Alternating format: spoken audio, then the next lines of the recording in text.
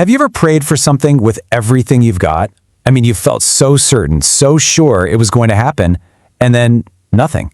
It's that kind of feeling that can really shake your faith. Well, today, we're going to dive into what to do when God's promise feels like it's been put on hold. You know the feeling, right?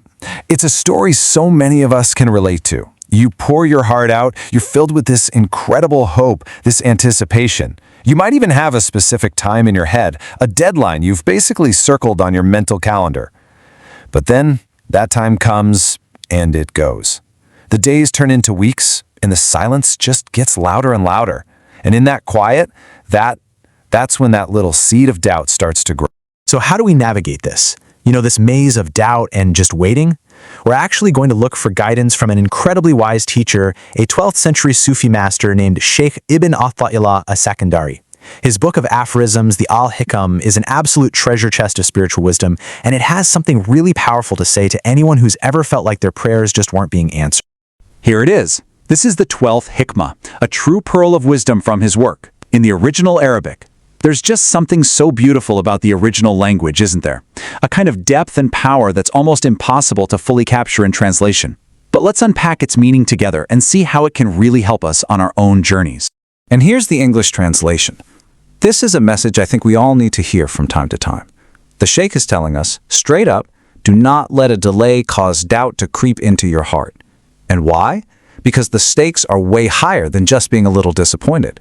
This is about protecting the very core of who we are. So, what exactly is at stake here?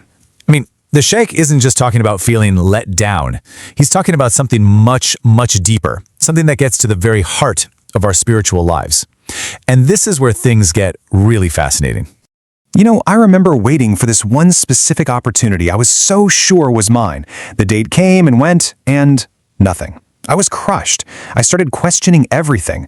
But what I eventually realized was the real problem wasn't the missed opportunity. It was the doubt that was just eating away at me from the inside. The Sheikh is telling us the real battle isn't what's happening out there. It's with the thoughts and feelings we let take root in here, in our hearts. So, the Sheikh introduces this beautiful concept called Bashirah. Okay? Imagine for a second that your heart has its own eyes. It's like a spiritual vision that lets you see beyond the surface of things to really perceive truth with total clarity. Doubt, he warns us, is like a thick fog that rolls in and just completely dims that vision, making it almost impossible to see the path ahead. And then he talks about the Sirr. Just the word itself sounds so intimate, so special. This is like the secret garden of your soul. It's this quiet, sacred space inside your heart where you can really witness God's presence. It's the place where your heart truly feels at home.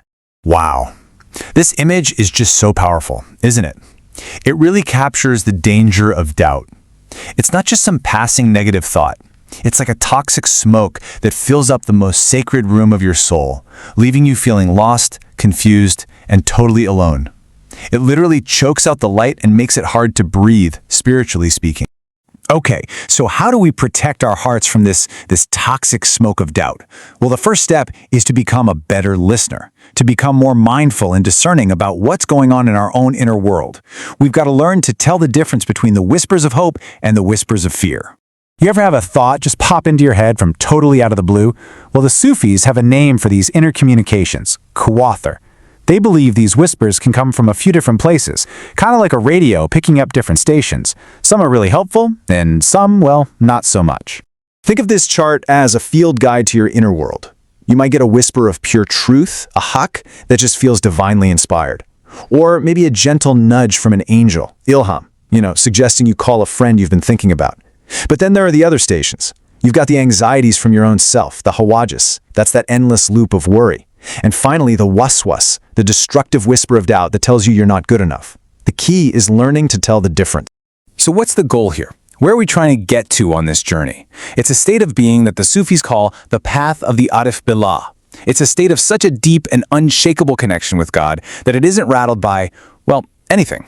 An Arif Billah is someone who knows God so deeply, whose heart is so full of love and trust that there's just no room left for doubt.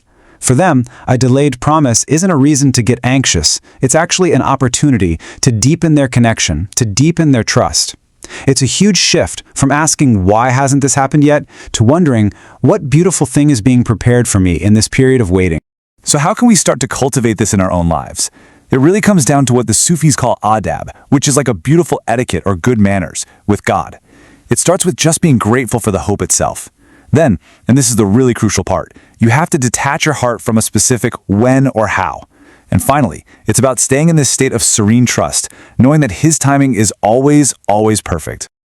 So the next time you find yourself waiting for an answer, waiting for a change, I want you to try and reframe it.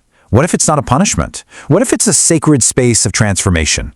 A place where you can learn to let go of your own tight grip on your plans and just surrender to a wisdom that is so much greater than your own. Because in that surrender, that's where you just might find a peace that you never even knew was possible.